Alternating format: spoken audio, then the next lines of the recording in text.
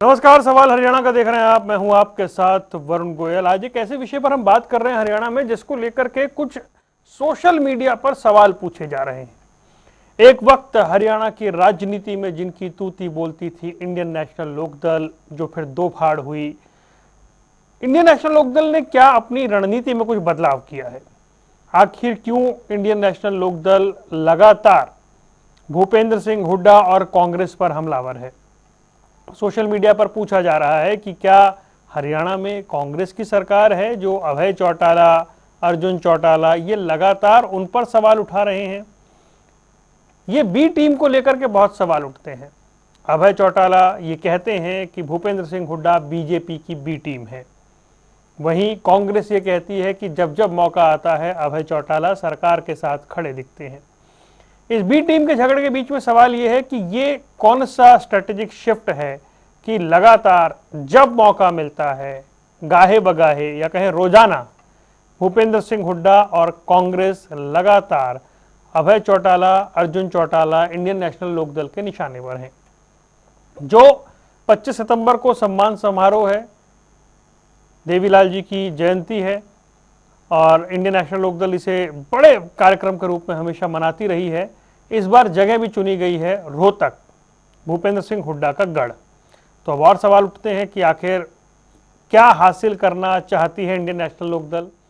आखिर भूपेंद्र सिंह हुड्डा पर लगातार निशाना साधने से उनकी कौन सी रणनीति है, कौन से समीकरण हैं जो साधे जाएंगे? आज इस पर बात करेंगे। पहले आपको इंडियन नेशनल लोकदल के दो नेताओं के बयान सुनवाते हैं। सरकार कैसे बड़ी, ये बड़ी अचंभे वाली बात थी। हम जब एक साल से लोगों के बीच में जा रहे थे, मैं और राजा साहब, हमने खुल के पूछा लोगों से, ये तीसरी बार सरकार कैसे बड़ी, किसने बढ़ाया? सब जगह एक ही जवाब था कि हमने जिस कांग्रेस पे भरोसा किया उसी कांग्रेस के लोगों ने षड्यंत्र के तहत बीजेपी की सरकार बना दी।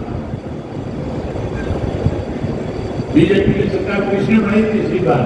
कि भूपेंद्र सिंह हुड्डा और उसके बेटे ने षड्यंत्र के तहत बीजेपी को फिर से सत्ता में लाने का काम किया। ये ना बार बार एक बी टीम करा करते थे। आज पूरे हरियाणा को पता चल गया भाई बीजेपी की बी टीम कौन है। बी का मतलब भूपेंद्र है। बीजेपी की बी टीम यानी भूपेंद्र हुड्डा टीम थी। भूपेंद्र हुड्डा ने ही स्वयं अपने सिटिंग एमएलओ को हराने का काम करा। और ये तो कोई छुपी हुई बात थोड़ी है। ब्रजेंद्र सिंह को इसने हरवाने का काम करा, पता नहीं कितने लोगों को इसने हरवाने का काम करा, अनिल विज को जिताने का काम करा। कोई छुपी हुई बात थोड़ी है। तो ये लोग तो आज सिर्फ ये बातें इसलिए कर रहे हैं ताकि कहीं ना कहीं लोगों के बीच में ये जान जुगे रह जाए। ये कांग्रेस की कमी है। अरे मैं आपको एक चीज़ और बता दूं, इनका लीडर ऑपोजिशन तब बनेगा जब बीजेपी वाले भूपेंद्र सिंह हुड्डा को इशारा कर देंगे भी इसने बना दे, नहीं तो उससे पहले इनका नहीं बनेगा। तो आपने बयान सुन लिए हैं। इसके अलावा बयान तो बहुत सारे हैं, लेकिन चलिए चर्चा की शुरुआत करते हैं। विजेंद्र रेड्डी इंडियन नेशनल लोकदल से हमारे साथ जुड़ गए हैं बात करने के लिए। इसके अलावा संदीप आजाद भारतीय जनता पार्टी से, वो भी हमारे साथ जुड़ गए हैं। सुखबीर तंवर कांग्रेस का पक्ष रखने के लिए हमारे साथ जुड़ गए हैं। तो आज तो शुरुआत रेड्डी साहब से करनी बनती है इस चर्चा की। रेड्डी साहब, ये क्या है, मसला क्या है, माजरा क्या है? कैसे भूपेंद्र सिंह हुड्डा पर, कांग्रेस पर सारा फोकस हो गया इंडियन नेशनल लोकदल का? भाई आप विपक्ष में, आपको तो सरकार को भी घेरना है, लेकिन समझ नहीं आ रहा। कुछ समय से बार बार एक साल होने को आया, आप बता रहे हैं कि इन्होंने ही सरकार बनवाई है, यही मिले हुए थे, इन्होंने अपने उम्मीदवार हरवा दिए, इन्होंने निर्दलीय खड़े कर दिए। ये बीजेपी चाहेगी तब नेता प्रतिपक्ष बनेगा। फिर आपको याद आया चौधरी देवीलाल की जयंती, वो भी रोहतक में मनाएंगे। मतलब अधिकार है आपका, लेकिन क्या है ये सारा शिफ्ट कैसे फोकस कर लिया आपने कांग्रेस पर? गोयल साहब, सर्वप्रथम आपके लोकप्रिय चैनल से जुड़े सभी गणमान्य व्यक्तियों को इंडियन नेशनल लोकदल पार्टी की तरफ से राम राम, नमस्ते और जय हिंद। और आपका बहुत बहुत शुक्रिया। आज प्रदेश की जनता इस सच्चाई को जाने कि आखिर तीसरी बार हरियाणा प्रदेश में भारतीय जनता पार्टी की सरकार कैसे बनी, कैसे ये रिकॉर्ड टूटा कि तीसरी बार आज तो कोई भी दल सत्ता में ना रहा हो और इस बार भारतीय जनता पार्टी तीसरी बार सत्ता में आई। ये प्रदेश की जनता को पता लगना चाहिए। हम तो बार बार बताते हैं, आपने भी आज ये डिबेट रख करके एक पुण्य का कार्य किया है, बहुत अच्छा कार्य किया, मैं बड़ा धन्यवादी हूँ आपका। गोयल साहब, मानते तो आप भी हैं, लेकिन क्योंकि आप एक चैनल है इसलिए किसी एक पक्ष की बात करना आपको उचित नहीं लगता है। ये बिल्कुल सच्चाई है। जिस प्रकार से ये एक के बाद एक परतें खुलती जा रही हैं, चाहे वो राज्यसभा की बात हो और चाहे ये कांग्रेस के नेताओं को हरवाने का जो एक बहुत ही सुनियोजित तरीके से एक तरीका अपनाया गया था, ये एक अपने आप में अब इसकी परतें खुलती जा रही है। ठीक कह रहे थे अभी Arjun Chautala ji, B for Bhupendra, Bhupendra Hooda team ने ही इस बीजेपी की सरकार को बनवाने का काम किया है। जो पार्टी अपने आप में मरी हुई है, जो पार्टी 37 विधायक बनने के बाद भी अपना नेता प्रतिपक्ष का अधिकार नहीं ले पा रही है, उसको हम तो क्या घेरने का काम करेंगे। इनके तो ये हमारे लेवल की ही नहीं रही है अभी चुनाव के बाद कि हम इनको घेरने का काम करें, क्योंकि जो अपनों को ही जब बाढ़ खेत को खाने लग चुकी है तो दूसरों को उसके ऊपर पशु और जो है ना कुछ छोड़ने की जरूरत नहीं है, वो तो अपने आप ही खत्म हो जाती है। कांग्रेस के अंदर जो दिमक रूपी फूट है वो अपने आप इसको मारने का काम कर रही है और ये अपने आप मरती जा रही है। हम तो बार बार कांग्रेस के वरिष्ठ नेता कहा करते थे, हिम्मत है तो रोहतक में आकर के दिखाइए, हिम्मत है तो रोहतक में प्रोग्राम करके दिखाइए, रोहतक में रैलियां करके दिखाइए। हम तो कांग्रेस को ये बताने के लिए जा रहे हैं कि भाई देखो, ये इंडियन नेशनल लोकदल पार्टी जो है रोहतक में आ गई है, हिम्मत है तो हमारी रैली को मतलब कमजोर करने का काम करके दिखाइए आप। ये हमारी रैली यहाँ इतनी जो सम्मान दिवस है, ताऊ देवलाल का 112वां सम्मान दिवस है, ये रिकॉर्ड तोड़ होगा। और यहाँ से जो कांग्रेस पार्टी है, जो बची खुची इसकी साख है हरियाणा प्रदेश में, वो भी खत्म हो जाएगी। और गोयल साहब, एक और बड़ी जानकारी मैं आज आपको दे दूं। रोहतक में एक मेरा रिश्तेदार है राजकुमार पानू, 15 तारीख को भूपेंद्र सिंह हुड्डा का जन्मदिन है, उसको मनाने के लिए हरियाणा प्रदेश में कार्यक्रम किए और उस हमारे रिश्तेदार को भी न्योता दिया पार्टी कार्यालय से, कांग्रेस के पार्टी कार्यालय से, कि पानू साहब हुड्डा जी का जन्मदिन है, आप भी आमंत्रित है, आप आइए। उसने कहा भाई मैं आ तो जाऊंगा, लेकिन आप किसके लिए बुला रहे हो? भूपेंद्र हुड्डा जनता पार्टी की मदद कर रहे हैं, क्या आप इस बात को नहीं मानते हो? तो वो निमंत्रण देने वाला व्यक्ति भी इस बात को स्वीकार करता है कि हाँ यार ये बात तो सही है, लेकिन क्या करें अपना नेता। इससे बड़ा और क्या सबूत हम इनको देंगे जब जो भूपेंद्र हुड्डा के खास व्यक्ति इस बात को स्वीकार करते हैं वीडियो कॉल में कि हाँ ये ऐसा तो है, लेकिन हम कर क्या सकते हैं। वरुण भाई जी देखिए, इसमें कोई संशय नहीं है कि जो तीसरी बार हरियाणा प्रदेश में भारतीय जनता पार्टी की सरकार बनी है, ये अभी जैसे अब हमारे अर्जुन चौटाला जी ने उदाहरण दिए, चाहे अम्बाला वाला था, चाहे उचाना वाला था, और चाहे आपकी जो है ना सिरसा वाला था, चाहे आपका ले लीजिए यहाँ पर बरवाला वाला था, कितने सारे ऐसे विधायक हैं जो कि खुलेआम कहते हैं वो हरवाया गया। ठीक है, टीम ने हरवाया है हमारे को, भूपेंद्र टीम ने हमारे को हरवाने का काम किया है, तो वो अब क्लैरिफिकेशन आ चुका है। अब मैं जरा दूसरे लोगों से जान तो लूं, मतलब आपकी इस दलील में दम कितना है? आप तो ऐसे कर रहे हैं जैसे सरकार कांग्रेस की है और आप विपक्ष में हैं और आपको इनको हटाना है। नहीं वरुण जी, हम ऐसे नहीं कर रहे, मरे मराए को हम क्या मारेंगे? हमारी लड़ाई तो सरकार के साथ भी, हम सरकार की हर जाति को हम करते हैं, लेकिन क्योंकि मुद्दा आपने ये लिया है तो मुद्दे से बाहर मैं नहीं जाना, मुद्दे से बाहर जाना भी नहीं चाहिए आपको, बिल्कुल ठीक बात है। और मैं कभी भी नहीं जाता, नहीं कभी नहीं, ये आपकी तारीफ है, आप कभी नहीं जाते, बिल्कुल ठीक बात है। सुखबीर तंवर जी के पास चलते हैं। सरकार की बात पूछोगे तो हम सरकार की बताएंगे। सुखबीर भाई, कांग्रेस की पूछा तो मैं आज मैं रिवर्स ऑर्डर में चल रहा हूं, तो आज संदीप भाई का नंबर एंड में आएगा। सुखबीर भाई ये बताएं, ये भाई वो कह रहे हैं कि जन जागरण हम चला रहे हैं एक तरीके से हरियाणा में, ये बता रहे हैं कि तीसरी बार आखिर बनी तो बनी कैसे, और ये बताना बहुत जरूरी हो गया है हरियाणा की जनता को। इसलिए पार्टी एकदम फोकस करके, एकदम धार पे रख के, हर मौके पे ये बता रही है कि आप लोग मिले हुए थे इसलिए सरकार आ गई, वरना इनकी सरकार आनी नहीं थी।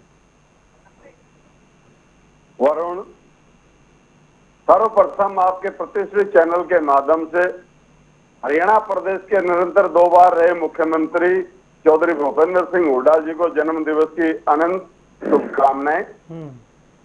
और जिस प्रकार से किसानों के मसीहा सर छोटू राम, जो भारतीय राष्ट्रीय कांग्रेस की रोहतक जिला इकाई के 1916 में पहले जिला अध्यक्ष बने और कालांतर में फिर जिस तरह से उन्होंने जो जनहित के कार्य किए किसानों के लिए और किसानों के मसीहा का खिताब उनको मिला। इसके अलावा चौधरी देवीलाल जी की राजनीतिक यात्रा भी निश्चित तौर पे भारतीय राष्ट्रीय कांग्रेस के साथ हुई और 1971 तक चौधरी देवीलाल भी भारतीय राष्ट्रीय कांग्रेस के साथ रहे। ये बताने का विषय ये है कि ये जो दोनों महापुरुष जिनकी हरियाणा में एक बहुत बड़ा नाम है किसान और कमेरे के उत्थान के लिए, ये किसी दल विशेष के नहीं है। आज इन दोनों महापुरुषों के लिए और राष्ट्रीय स्तर के जो भी महापुरुष हुए हैं उनको दलगत राजनीति से ऊपर उठकर सम्मान करना, सम्मान देना हर भारतवंशी का काम। इसके अलावा इंडियन नेशनल लोकदल प्रदेश में बहुत लंबे समय प्रमुख राजनीतिक दल रहा है।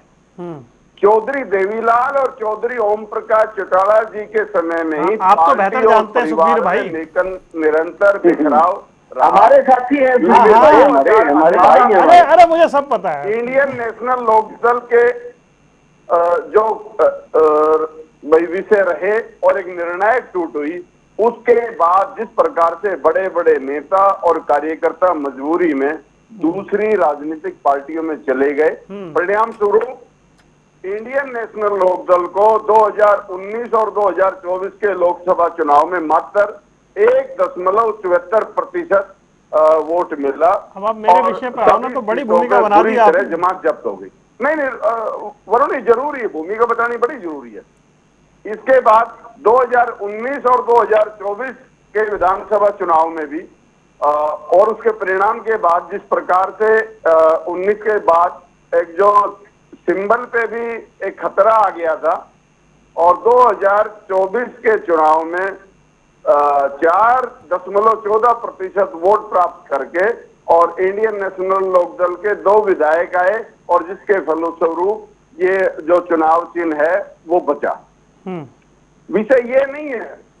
मैं तो वही कह रहा हूँ, विषय नहीं है, आपने तो बड़ा विषयांतर कर दिया। मेरा सवाल है उस पे आइए। नहीं आप सुनिए वरुण, बड़ा जरूरी है भाई। इंडियन नेशनल लोकदल का मुकाबला किसी राजनीतिक दल से नहीं है, अपितु अपने टूटे हुए परिवार जननायक जनता पार्टी से है। और इनकी चुनौती आज चौधरी देवीलाल को विचारधारा को बचाने की है, जिसको 2019 के विधानसभा चुनाव के बाद जिस प्रकार से भारतीय जनता पार्टी को बेचने का कुकृत्य किया गया, ये सारे प्रदेश ने देखा है, कोई मेरा विषय नहीं है। अब बात आती है पूर्व मुख्यमंत्री भूपेंद्र सिंह हुड्डा साहब के खिलाफ जिस प्रकार से जो विषय चलाए जा रहे हैं उनका कोई औचित्य बनता नहीं है। और हर राजनीतिक पार्टी को अपना एक राजनीतिक एजेंडा चुनौती के लिए और राजनीतिक तौर पे अपने आप को जिंदा रखने के लिए इस तरह के प्रयास करने पड़ते हैं। और हम तो स्वागत करते हैं जननायक चौधरी देवीलाल जी का हरियाणा के मध्य में रोहतक में इंडियन नेशनल लोकदल उनका जन्मदिन मना रही है, बहुत अच्छी बात है। लेकिन आज विगत के 8 वर्षों के अंतराल की अगर हम चर्चा करें वरुण, तो निश्चित तौर पे इंडियन नेशनल लोकदल की जो प्रादेशिक प्रासंगिकता है वो समाप्त प्राय है और अपने वजूद की लड़ाई लड़ रहे हैं। इसलिए मैं कहूंगा कि आप खूब जोर से मनाइए। संदीप भाई, नहीं बहुत देर हो जाएगी, 1 मिनट। भारतीय राष्ट्रीय कांग्रेस को कोई फर्क पड़ने वाला नहीं आज कोई। अरे नहीं, ऐसे कैसे, ऐसे थोड़ी। अरे सर ये मत बोलिए। नहीं आपको हमने हर रोल में आपको हमने हर रोल में फिट रखा है। नहीं रुकिए, मैं बोल रहा हूँ भाई, मुझे दिखा देना। ठीक है संदीप भाई, 1 मिनट सर प्लीज आ रहा हूँ 1 मिनट दीजिए। रेडू साहब, आप तो सीनियर आदमी है। संदीप भाई, ये कौन किसकी बी टीम है, एक तो चलिए ये तो बहुत लंबा सवाल सालों से चलेगा। ये आप लोग करवा रहे हैं क्या? मतलब हुआ क्या एनएलडी को अचानक से?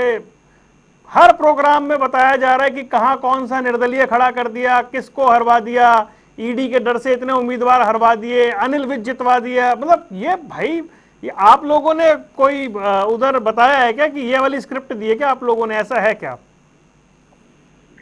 भाई देखिए, ये लोग अपने सुविधानुसार कुछ भी बोल सकते हैं। कांग्रेस वोट चोरी का आरोप लगा रही है और वो कह रहे हैं जी कि इन्होंने इनको जितवा दिया। कांग्रेस कह देती है जी इनेलो ने जितवा दिया और इनेलो कह देती है जी कांग्रेस ने जितवा दिया। अब स्थिति क्या है कि पहले तो वरुण भाई मैं आपसे पूछता हूँ, क्योंकि जो चुनाव है वो कोई पार्टी मुझे लगता है खुद भी जीतने के लिए लड़ते हैं। इंडियन नेशनल लोकदल को भी पता था कि भैया उनकी स्थिति क्या है, जेजेपी को भी पता था कि उनकी स्थिति क्या है, लेकिन वो चुनाव में यही कह रहे थे हम जीत रहे हैं।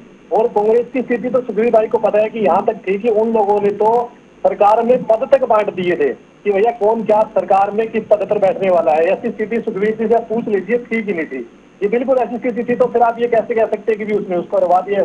एक्चुअली में वरुण भाई हुआ क्या चुनाव के अंदर, ये लोग जनता का विश्वास नहीं जीत पाए। भारतीय जनता पार्टी के जो चेहरे थे, माननीय मुख्यमंत्री नारायण सैनी जी, उनके चेहरे को देख करके भारतीय जनता पार्टी ने 10 साल में जो प्रदेश के विकास के लिए काम किया, उसको देख करके जनता ने उस पर विश्वास किया और उसको जितवा दिया। अब मुझे समझ नहीं आता कि आप लोग जैसा कई बार बोलते हैं जी कि कांग्रेस ने जितवा दिया या उसने हरवा दिया। भैया भूपेंद्र सिंह हुड्डा तो खुद मुख्यमंत्री बन के बैठे थे, शपथ लेकर के बैठे थे, वो क्यों हरवा सकते हैं किसी को? अपने कैंडिडेट को क्यों हरवाएंगे? ये नैरेटिव है, ये हारने के बाद की सारी कहानी है कि हरवा दिया या जितवा दिया। यही अगर वो जीते होते तो ये सारा सवाल ही खत्म हो जाता। आप ये कह रहे हो कि आपसे क्रेडिट ले रहे हैं ये लोग, मतलब जीत का? ये नहीं, एक बात वरुण भाई, ये दोनों ही पार्टियां एक दूसरे को कोस रही है कि लेकिन इनेलो के प्रवक्ता तो हर डिबेट में एक बात बोलते हैं कि भैया सरकार कांग्रेस की आ रही थी। अरे आपको क्या पता है रविचंद्र जी की सरकार कांग्रेस की आ रही थी? हम भी चुनाव में थे, हमें भी पता है कि स्थिति क्या थी क्या नहीं थी, क्योंकि हम भी ग्राउंड पे थे वरुण भाई, हमें भी पता है कि स्थिति क्या थी। लेकिन इनेलो के लोगों ने ग्रट पकड़ रखी है जी सरकार कांग्रेस की आने वाली थी, लेकिन इन्होंने ठोकर मार करके और भारतीय जनता पार्टी को सरकार दे दी। लेकिन ये सरकार है वो जनता के विश्वास की बदौलत बनी, किसी पार्टी के उसने ये ऐसे करके दे दी, ऐसे करके दे दी, ऐसे सरकार नहीं बनी है। जनता का विश्वास भारतीय जनता पार्टी ने जीता, उसके लिए सरकार बनी है। अब देखिए इनका क्या एजेंडा है, कांग्रेस क्या एजेंडा लेके चल रही है, इनेलो क्या एजेंडा लेकर के चल रही है, वो इनका काम है, वो करे बखूबी करे, हमें इनसे कोई लेना नहीं है। मैं तो डिबेट में बैठा भी सोच ही रहा था, इन्होंने बोल भी दी कि संदीप भाई का क्या काम है इसमें। ठीक है, हमारा काम इतना है कि हम प्रदेश के विकास के लिए काम कर रहे हैं। हमें ये जानना है कि आपकी बी टीम कौन है भाई? वो ये डिसाइड कर ले जी, हम तो नहीं बता सकते ये दूसरे एक दूसरे को बताते रहेंगे जी बी टीम ये बी टीम वो। हमें तो बी टीम से काम नहीं करना है, हमारी तो एक ही टीम है और वो भारतीय जनता पार्टी है और वो काम कर रही है प्रदेश से, आपने देखा है। और लगातार तीसरी बार अगर भारतीय जनता पार्टी की सरकार को प्रदेश में चुना है हरियाणा की जनता ने, तो उसके कामों की बदौलत और उसके जो विश्वास जीता हमने उसकी बोल चुना है। हाँ वरुण जी, पहले मैं संदीप भाई की बात को आगे बढ़ाता हूँ। मैंने ये नहीं कहा कि आपका काम नहीं, मैंने कहा कि आपको सुनने में ज्यादा मजा आएगा, बोलने में शायद इतना मजा आज आपको नहीं आएगा। आप सुनेंगे ध्यान से तो अच्छा लगेगा आपको। अभी आपने कहा संदीप जी कि हुड्डा साहब मुख्यमंत्री बन रहे थे तो ये क्यों हरवाते अपने विधायकों को, अपने एमएलए को? इसके पीछे का राज क्या है मैं समझा देता हूँ आपको। हुड्डा साहब को डर था कि यदि 40 से ज्यादा एमएलए आ गए तो तेरे को मुख्यमंत्री नहीं बनाया जाएगा, किसी और का नंबर मुख्यमंत्री में आएगा, इसलिए आपने बरवाला के कांग्रेस के कैंडिडेट में वीडियो डाल रखी है। हमने क्रिएट किया भाई, ये सब चीजें हमने क्रिएट की है, ये सब चीजें हमने क्रिएट की है कि ये तो नहीं आपका कोई रोल नहीं है, आपका कोई रोल नहीं है, हमारी क्रिएट की हुई है, बरवाला के हमारी क्रिएट की कांग्रेस के एक मिनट में आप समझ लो ना। बरवाला के जो कैंडिडेट थे कांग्रेस के, उन्होंने वीडियो क्लिप डाली हुई है जयप्रकाश जी की, जिसमें वो साफ कह रहे हैं अरे तुम किसी को हरवा भी लो नहीं तो मुख्यमंत्री पद जाता रहे। ये साफ वीडियो चली हुई है। और जिस प्रकार उनकी बनती नहीं भी आपस में इसलिए बात रखी है, अम्बाला में खड़ा करने का काम किया, थे वहाँ उनकी बनती नहीं है। मैं उसी विधानसभा क्षेत्र चाहता हूँ वरुण जी, उनकी आपस में नहीं बनती है तो उन्होंने कह दिया होगा, वो आपको पता ही सुनता ही है उनकी नहीं बनती है। भाई आपकी सरकार है, कोई क्रेडिट नहीं ले रहा। आप इतनी सफाई क्यों दे रहे हो? क्रेडिट कोई नहीं ले रहा आपकी सरकार, इतनी क्यों सफाई दे रहे हो? ये खबर बोल दे, पुराना हमारा साथी भी है और बहुत पुराना है, प्रवक्ता है, ये बताएगा, वो बताने दो। दूसरी बात, अम्बाला में निर्मल सिंह की बेटी चित्रा सरबारा भूपेंद्र हुड्डा के एक सांस के ऊपर सब कुछ करने के लिए तैयार है। उचाना में जो वीरेंद्र गोगड़िया था उसने कहा कि एक बार दीपेंद्र या भूपेंद्र मेरे को कहेंगे तो मैं चुनाव छोड़ दूंगा। वो बंदा 32,000 वोट लेकर के बैठा हुआ, चित्रा सरवारा कितनी भारी वोट लेकर के गई है। अगर उनको बिठा दिया जाता तो क्या वो बैठते नहीं भूपेंद्र सिंह करने के बाद? यहाँ पर ये वीडियो, मैं जींद से हूँ, उचाना मेरा हल्का, और मैं जींद का इनेलो पार्टी का प्रेसिडेंट हूँ, डिस्ट्रिक्ट प्रेसिडेंट। मैं भी उचाना के प्रोग्राम करके आया हूँ, हमारे 3 दिन के दौरे थे और फिर हमारे दौरे हैं, सब लोगों से मिलता हूँ मैं पूरे जिले में। और लोग कहते हैं कि भाई हमने निवेदन किया भूपेंद्र सिंह हुड्डा को, कहीं वीरेंद्र को फोन कर दो, वो कह रहा कि मैं बैठ जाऊंगा। वो फोन ही नहीं किया भाई किसी को, तो कैसे जितवाते हैं?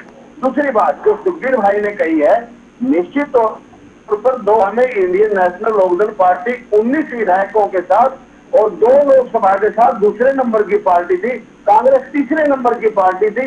और 2019 में निश्चित तौर पर इंडियन नेशनल लोकदल पार्टी का राज बनना था। यदि पार्टी में टूट ना होती तो 2019 में राज बनवाया जननायक जनता पार्टी ने, भारतीय जनता पार्टी का। तो इनको जमुना पार भेजने के नाम पर इनकी गोद में जाकर के बैठ गए, इनका शासन बनवा दिया। यानी हमारी टूट हुई, जेजेपी अलग बनी, उन्होंने बीजेपी का राज बनवाया। और तीसरी बात जो है, इतनी बड़ी लहर वरुण जी, कांग्रेस पार्टी की, मैं 62 साल की मेरी उम्र, 30 साल से राजनीति में हूँ, कांग्रेस की इतनी बड़ी लहर हमने कभी नहीं देखी। इतनी बड़ी लहर थी, 80 सीट भी जीत जाते अगर ये केवल और केवल भारतीय जनता पार्टी की सरकार को भगाने का काम करते तो 80 सीट देने का मन बना चुके थे। लेकिन 20 दिन है।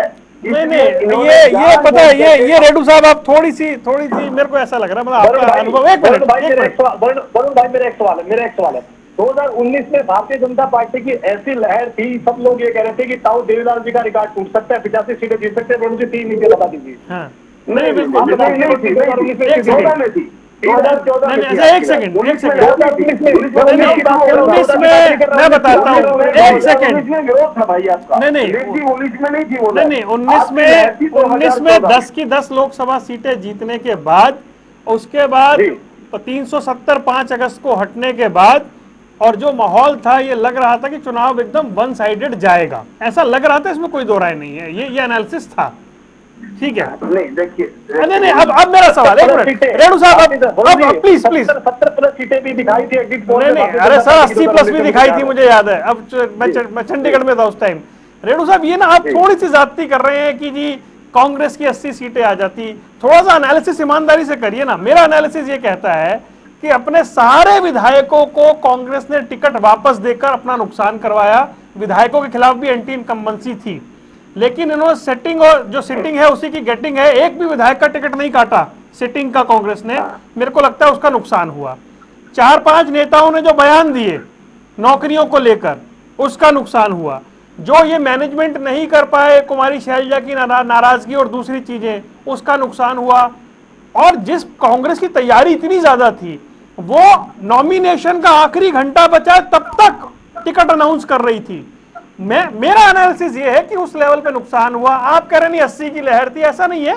चुनाव मैनेजमेंट में गड़बड़ हुई है इनसे। वरुण जी देखिए, मैं आपको बताता हूँ, जिस प्रकार से कांग्रेस की 2024 की लहर थी वो सबके सामने है। और लोगों ने मन बनाया था कि हम कांग्रेस की सरकार बनवाने का काम करेंगे। अंदर खाने भारतीय जनता पार्टी की, और से लोगों ने मन बनाया। आप देखिए, ये जो इनके एमएलए थे, सिटिंग एमएलए 28-29 थे इनके, जिनका सर्वे हुआ था, और ये सर्वे में रिपोर्ट कार्ड पास है और उसकी कॉपी हमारे पास भी है। लगभग 15 से 20 एमएलए ऐसे थे कि ये हार सकते हैं, ये रिपोर्ट थी। इसके बावजूद इन्होंने, संदीप आजाद ने इनके ऊपर दबाव बनाया कि नहीं, टिकट हर व्यक्ति को देने का काम करेंगे, हर सिटिंग एमएलए को देने का काम करेंगे। और इनकी मजबूरी हुई, हारने वाले का सर्वे में रिपोर्ट आई, इसके बावजूद भी उनको कैंडिडेट बनाने का काम किया। जब सर्वे साफ बता रहा है कि आपके 15 एमएलए तो बिल्कुल क्लियर हार रहे हैं। ठीक है और फिर उनको टिकट देकर के मैदान में उतार रहे हैं। तो ये सुखबीर भाई, नहीं तो और क्या टीम है? सुखबीर भाई ये कह रहे हैं कि टिकटें 23 अकबर रोड से नहीं बटी, टिकटें तो दीनदयाल उपाध्याय मार्ग से बटी हैं। जी बिल्कुल सही बात है। देखिए वरुण जी, 2024 का जो विधानसभा का चुनाव था, वो निश्चित तौर पे वोट चोरी का चुनाव था। और अभी ये समाप्त होने के बाद हम तथ्यों के साथ हर विधानसभा का पूरा विवरण प्रस्तुत करेंगे। 2024 का चुनाव था, वो निश्चित तौर पे वोट चोरी का चुनाव था। और अभी ये समाप्त होने के बाद हम तथ्यों के साथ हर विधानसभा का पूरा विवरण प्रस्तुत करेंगे। और जैसा कि राष्ट्र और प्रदेश की जनता भली भांति जानती है कि विगत 11 वर्षों में राष्ट्र प्रदेश में सिर्फ और सिर्फ भारतीय राष्ट्रीय कांग्रेस ने लोकतंत्र और संविधान को बचाने की लड़ाई लड़ी है।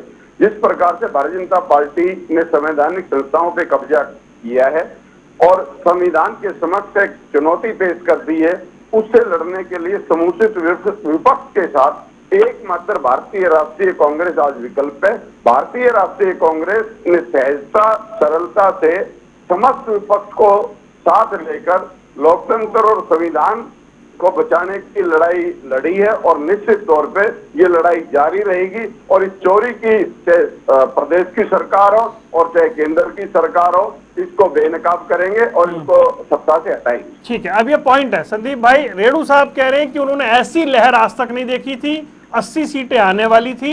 उसके बाद सुखबीर भाई कह रहे हैं तो वोट चोरी हो गई, वरना सरकार हमारी बन रही थी। वैसे तो सुखबीर भाई ने स्क्रिप्ट लिख रखी है, पूरी पढ़ दी है उन्होंने, जहां तक मुझे लग रहा है। देखिए वरुण भाई, मैंने आपको पहले भी कहा कि जो 2019 में जो सिनेरियो था, आपने खुद कहा कि आप चंडीगढ़ में थे और आपने 80 सीट भी दिखाई थी। ऐसे बहुत सारे चैनल थे जिनको लग रहा था, तो सबको ये लग रहा था कि भारतीय जनता पार्टी ताऊ देवीलाल जी का जो 85 सीटों का रिकॉर्ड था वो तोड़ दे तो कोई बड़ी बात नहीं होगी चुनाव में। लेकिन आप देखिए बहुमत का आंकड़ा भी नहीं छू पाए थे। तो एक्चुअल में स्थिति जो है वो मुझे लगता है ये भी एनालाइज नहीं कर पाए, और चुनाव किस प्रकार से कांग्रेस पार्टी लड़ रही थी या किस प्रकार की उनकी मनसा निकल करके सामने आई, नौकरियों को बेचने की बात उन लोगों ने की या फिर अपने घर भरने की बात जिस प्रकार से उनके नेता कर रहे थे, तो जनता का विश्वास नहीं हुआ उनके ऊपर। जनता ने नहीं कहा कि भैया ये प्रदेश में सरकार बनेगी, पूरे प्रदेश को लूट लेंगे। जिस प्रकार से 2005 से लेकर के 2014 तक उनका शासन रहा था कांग्रेस में, भूपेंद्र सिंह हुड्डा का कैसे लूटमार उन्होंने मचाई थी प्रदेश में, तो जनता उससे डर गई उस शासन से। उनको याद आया कि यार उस समय क्या होता था। जनता ने मन बनाया अपना कि नहीं, भारतीय जनता पार्टी की सरकार है जो प्रदेश को आगे ले जा सकती है, और प्रदेश की तरक्की के लिए उन्होंने चुना उसको। उनके हर डिबेट में बोलते हैं कि भैया सरकार तो कांग्रेस की आ रही थी, सरकार तो कांग्रेस की आ रही थी। ये इनके नेताओं की सर्वे की रिपोर्ट लेकर के बैठे थे। रेणु जी कह रहे थे 15-20 लोगों की सर्वे की रिपोर्ट तो हमारे पास भी थी, तो कांग्रेस के हार रहे हैं। तो इनको आप बता देते रेणु जी, आप इनको जाकर के कि भैया इन लोगों की टिकट बदल दो। आप क्या कर रहे थे? क्योंकि आपको इतना विश्वास था, आपको इतना विश्वास था कि आप इनकी सरकार बनवा देते उनकी सरकार। आप ऐसा नहीं है ना, ऐसा नहीं है। उनको मुझे याद है कोरडा राम को टिकट नहीं दी कांग्रेस ने, तो इन्होंने लड़वा दिया जी। बस रेणु साहब बोलेंगे प्लीज। नो वोट चोरी वाला वरुण भाई, वोट चोरी वाला जवाब दे देता हूँ, वोट चोरी वाला जवाब देता हूँ। देखिए बिल्कुल झूठा नैरेटिव फैलाने का प्रयास करे, जिस प्रकार से लोकसभा चुनाव में इन लोगों ने संविधान बदलने का नैरेटिव फैलाने का प्रयास किया, सेम वही नैरेटिव लेकर के देश में लेकर के आए। लेकिन वरुण भाई आप भी समझदार है, इस नैरेटिव का पता है कितना असर होने वाला है कितना नहीं है। कर्नाटक में ये लोग 2023 में इतने भारी बहुमत के साथ सरकार बनाते 135 सीटें लेकर के, जहां भारतीय जनता पार्टी 66 सीटें जीत पाती है कर्नाटक विधानसभा चुनाव में, उसी वोटर लिस्ट से आगे चुनाव होता है। 2024 के लोकसभा चुनाव का उसमें वोट चोरी हो जाता है। इससे पहले तो भैया उसी वोटर लिस्ट से चलिए, ये अलग विषय है, इस पे हम रोज बात करते हैं। आज मेरा विषय INLD है। हाँ जी रेणु साहब जल्दी से। वरुण जी आप मुझे बताइए, संदीप भाई कह रहे हैं कि आप बता देते इनको। अरे भाई हमने तो हाथ जोड़ के निवेदन करके बताया इनको, ये तुम्हारे 16 MLA हारेंगे, हमने सर्वे करवा रखा था। और हमने तो ये भी बताया लोकसभा लोकसभा में राहुल गांधी को महेंद्रगढ़ भिवानी ले जाने का कौन सा तुक था, सफर को वहां से गुड़गांव से उतारने का कौन सा तुक था भाई। हमने बोला कि यार तुम हमारे को एक सीट दे दो, 10 की 10 जीतांगे। इसके अलावा बुद्धि राजा जो करनाल से आपने कैंडिडेट है, कितने बड़े कद्दावर नेता के सामने आप उन नेताओं को उतार रहे हो, ये मिली भगत नहीं तो और क्या थी भाई आपकी, बताइए।